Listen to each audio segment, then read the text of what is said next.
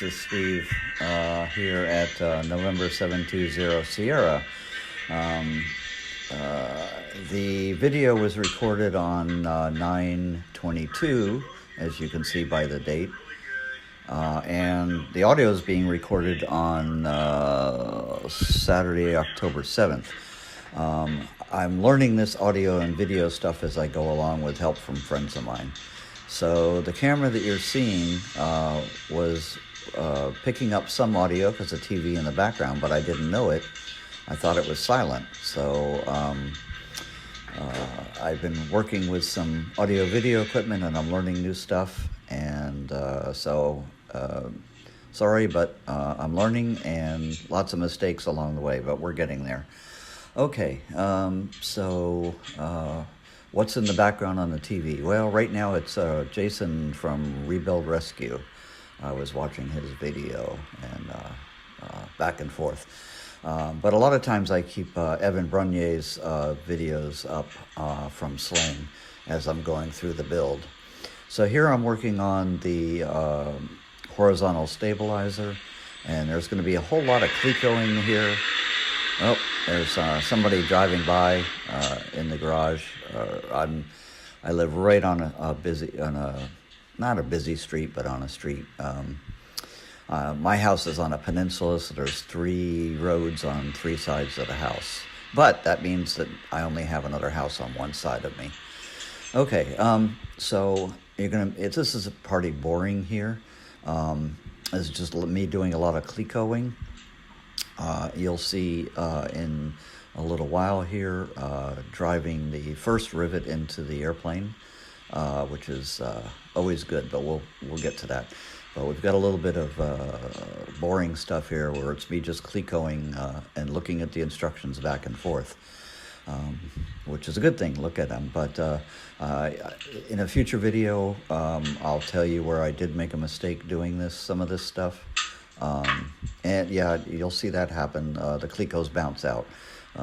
Sometimes you think you got the right size cleco in there and it goes in, but then they pop out, or you just didn't get it through. Now, one thing I learned is to squeeze all the way down on the pliers to make the cleco as narrow as possible when you put it through the hole. And I think that's what I was doing here. I was not pushing down quite far enough.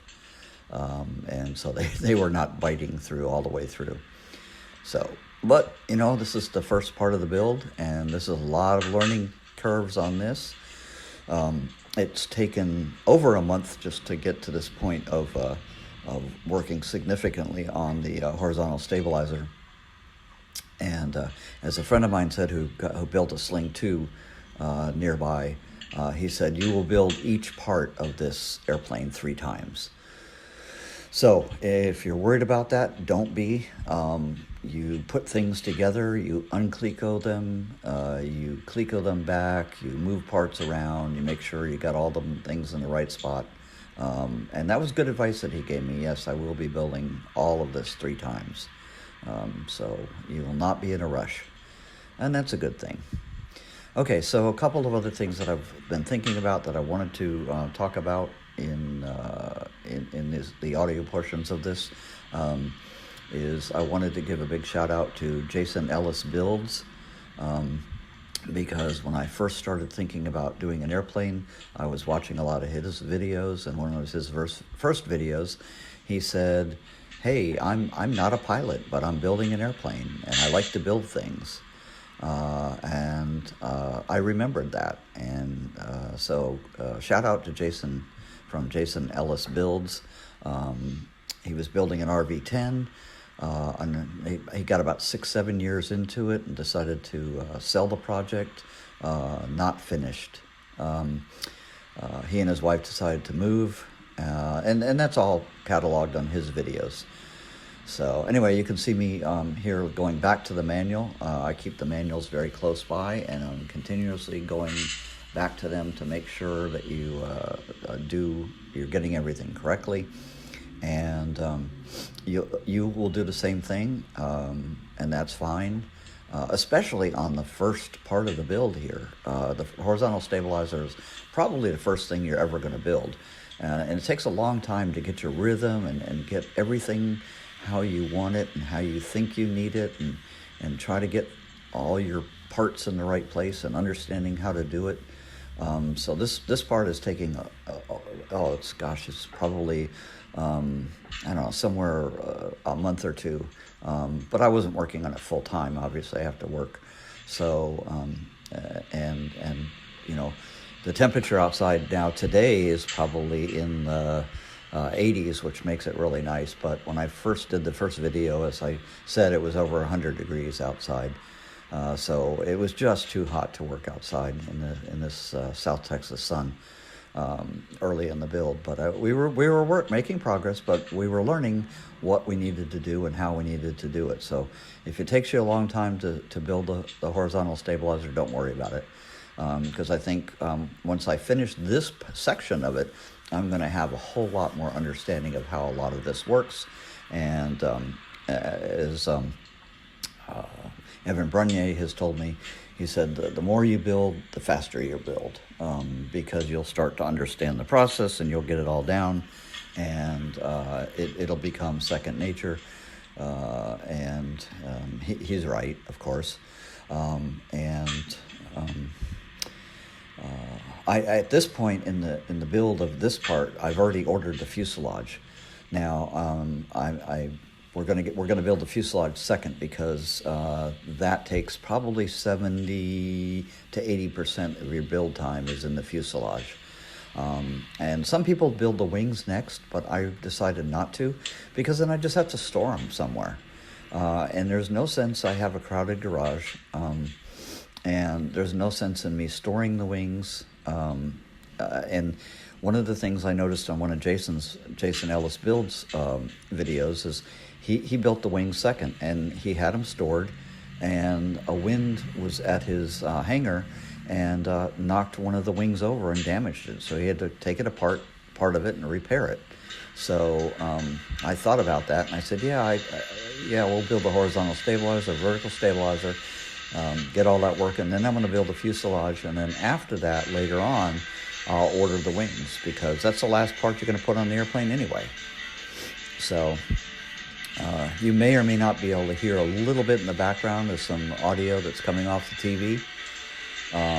I did not know that my camera was recording audio. I thought it was silent, so that's why I'm not talking to you in the camera, and I'm doing a voiceover.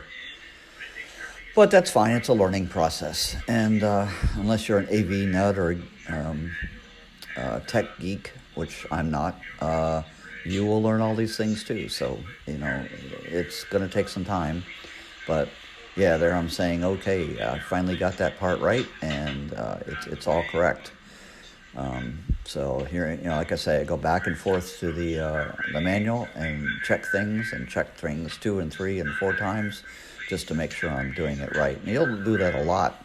I found myself doing that a lot on the horizontal stabilizer, just because you don't want to mess up. You want to get all this stuff working correctly the first time, and that takes a little while. So,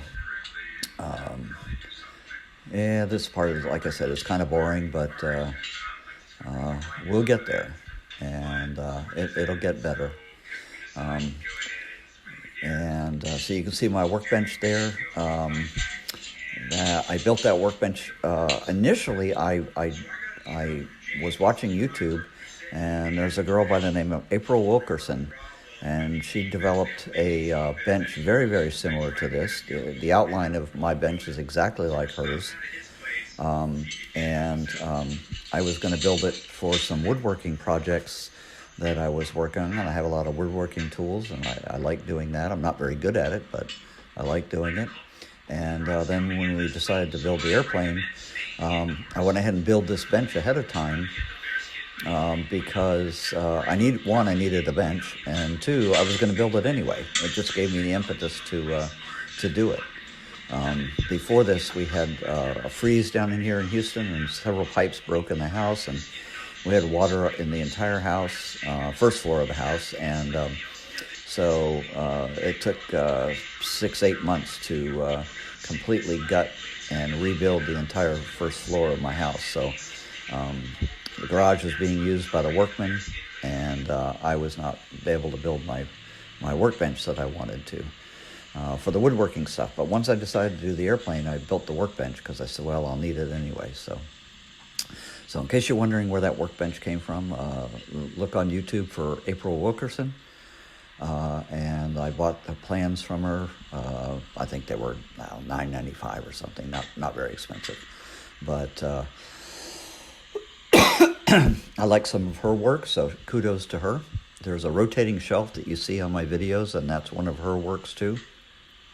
And you can see it in this picture on the right there. And then in the forefront, right to the right of my workbench, you'll see my empennage kit that came over from Sling. And you'll see my name is scratched out there. Well, funny story on that. Since I got time, I'll tell you. This airplane, Sling Aircraft in South Africa spelled my name correctly. When my crate got to TAF in Torrance, somebody crossed out my name and spelled it incorrectly, which happens all the time. My dad told me a long time ago. He said, "Yeah, don't even bother correcting him. You'll never get it. Everybody's always gonna say our name incorrectly." So that's why that part of that's crossed out. So it's a funny story. All right, so I'm just keep on Clecoing. At this point, I've already, I don't know if you can see in the really, really right lower corner of the video, but on top of the skin on the horizontal stabilizer or the empennage kit is the other part of this two pieces that you build first. So this is the second one. I've already built the first one over there to the right, and I'm Clecoing up this one, and in a little bit you'll see me put the two together and then start putting in a very first rivet, and eventually I'll show you the 10 first rivets that go into this, and you'll be elated and overjoyed when you drive in your first few rivets.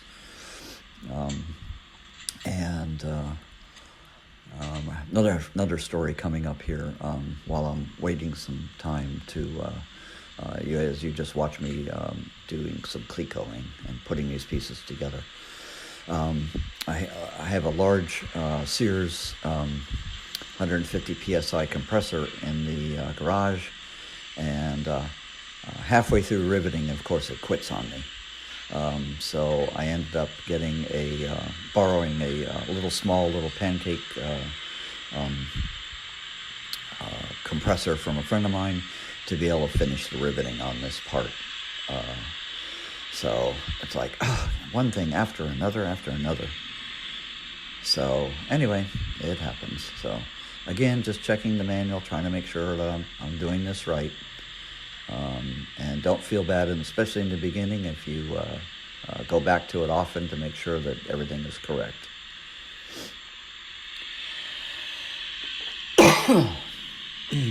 Okay.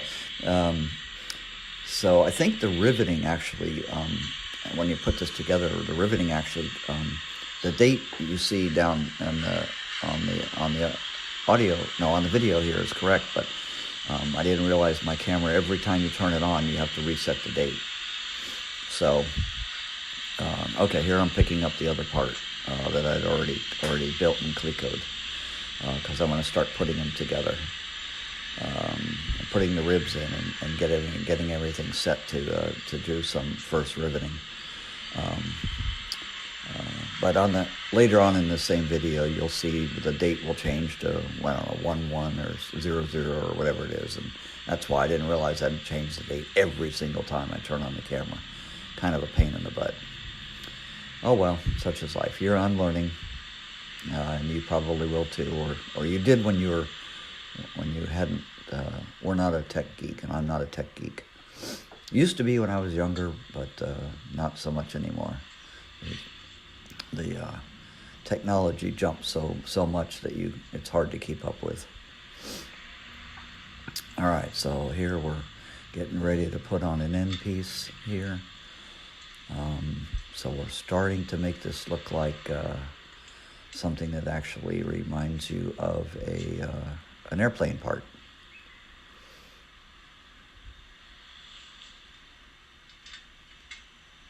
So you'll see I'm wearing my sling hat, and that's courtesy of Ed Hefter with the Airplane Factory out in Torrance. So thank you very much for that, Ed.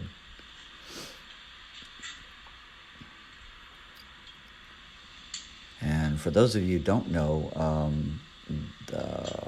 what's his name? Philip has a website called Sling Pilots. What's the name of it here? Hang on a second. Let me click this up. All right, my computer is slow, so let me see. Slingpilots.com. And that's a good website to get onto and learn about issues for your sling. And then Brian out in Colorado has a Discord group which has a lot of the same information. But both of them I'm on, so I can learn as much from all of you who have built slings before or are going through the process.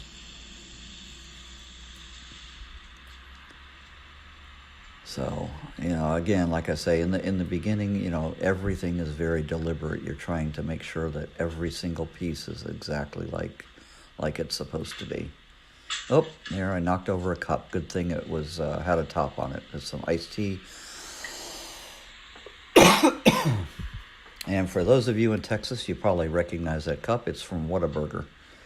I'm not a big burger fan, but I do. Their breakfast is decent, and I get an iced tea every morning. I love iced tea. And so that's my Whataburger glass of iced tea there.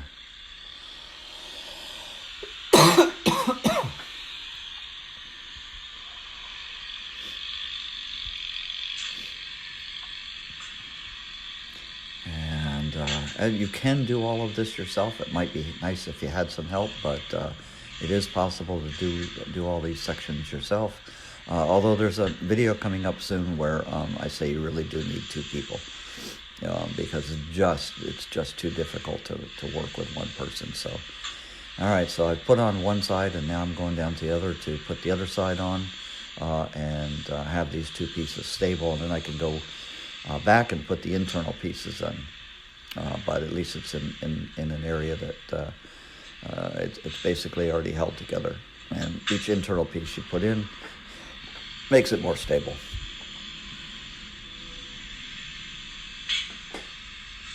And like I say, I did this over 2 days because I took it apart and back and forth and made sure I got everything right.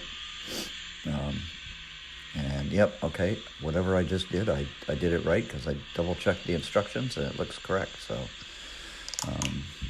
lots of Clecos. And Evan Brunier has a good mention of the tools that you need and how many Clecos you need to start off with. So I would advise you to watch some of his videos on the sling build and tools that you'll need, and how many Clecos and what sizes of the Clecos. So shout out to Sling and to Evan Brunier for producing those videos because they're excellent to help us do the building. And if you're watching my video, you probably already, and if you're interested in or are building a sling, I'm sure you already know about all these resources.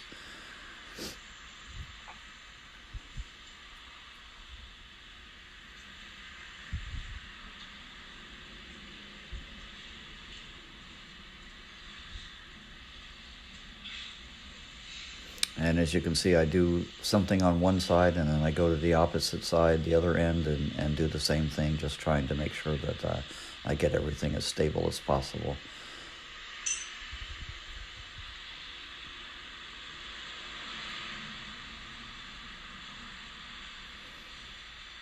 And you probably can't see it, but on the TV that's up to my right now above me, I actually have Evan Brunier's videos on from Sling, on the horizontal stabilizer, and I'm watching sections of that and back and forth, forwards and backwards. Make sure that what I'm doing is what he's telling us to do. They are very good videos. He does go through them fast, but they're edited to be that way. So a lot of times I'll just watch a 10-second clip and then stop and go backwards. Okay, so this is, I'm still recording today, but this is actually video for the next day, as you can see, because the clock has gone to 1:23. Okay, so this is the very first rivet you drive into the horizontal stabilizer. And you can see I've got them all marked, and I was showing you which ones they are. And there's the very first rivet that I put into the system, or into the aircraft. And I'm getting ready to drive that very first rivet. And here's my Stanley XT2 Pro Set rivet gun that Evan uses. And I'm putting a little bit of oil in there, what you're always supposed to do on all your power tools, or pneumatic tools, I'm sorry. And trying to get it hooked up. Now here I'm still using my Craftsman compressor because it hadn't gone out yet, but I'll show you when it switches here pretty soon and goes out, and I put the new one in. All right, the rivet number 1, here I go. And I've driven a few practice rivets on some practice aluminum, but never on the aircraft. So, all right, there was rivet number 1.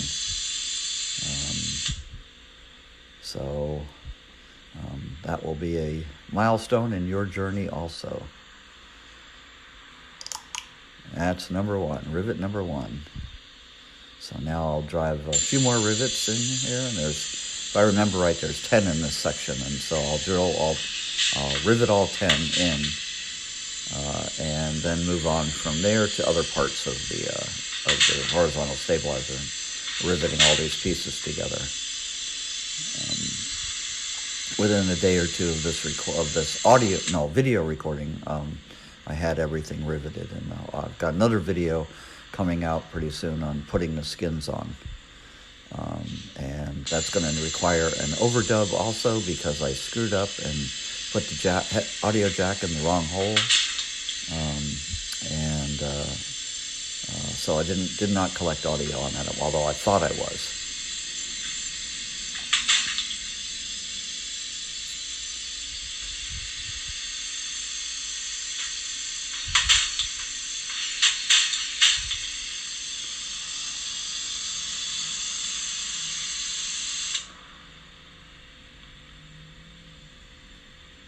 All right, the first 6 there. And then I've got to take out the clecos that were holding those areas in, so I can put in the rivets where the clecos were. So that's what I'm doing now. I'm taking out the clecos that were holding those sections in. And you'll do exactly the same thing, so fear not.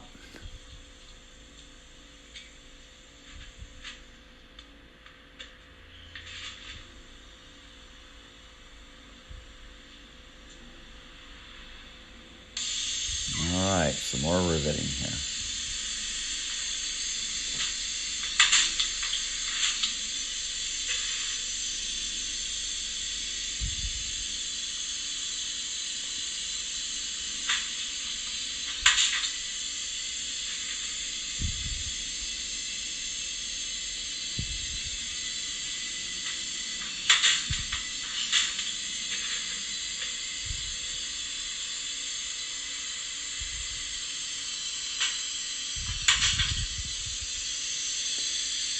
It's probably pretty self-explanatory, so don't need a lot of talking in that section.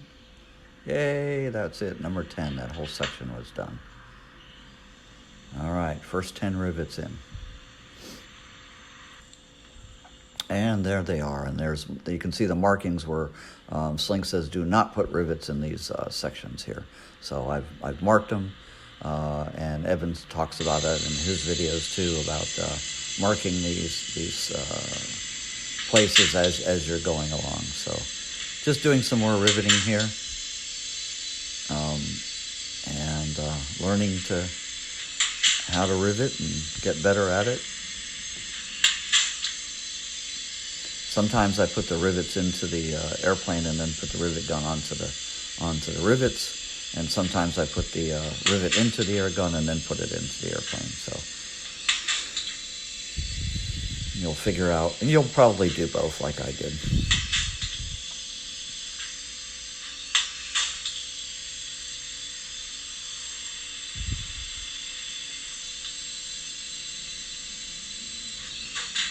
So a few rivets down and probably 20,000 to go.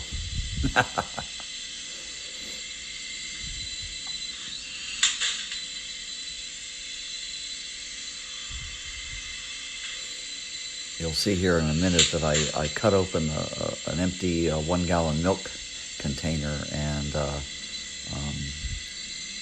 put the mandrels into it. Now, a friend of mine who built a Sling 2, he told me he had 2 5-gallon buckets when he finished his Sling, and both of them were full of mandrels. So that's a lot of riveting to build these aircraft, but that's okay. All right, so now I'm on the other, well, you can't hear it, but I can. I'm on a different compressor because my other compressor had gone out, so it's why there's so much noise in the background. I'm on a different compressor, trying to get this stuff working. And here we're emptying some mandrels to put into the milk jug.